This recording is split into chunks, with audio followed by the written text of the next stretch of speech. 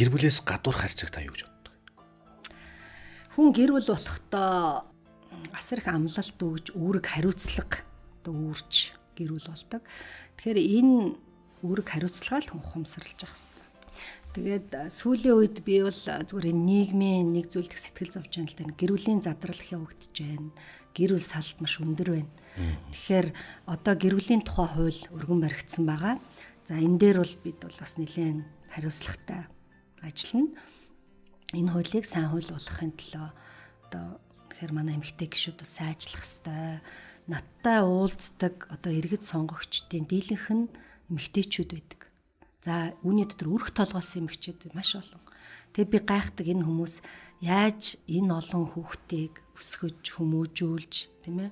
Тэр сургууль ном, эрдэм номтой ажилтан залгуулдаг юм бол доо гэж боддог. Тийм учраас хүн чинь хоёулаа байвал өөр. Тийм учраас энэ гэр бүлийн асуудал дээр маш хариуцлагатай л хандах хэрэгтэй.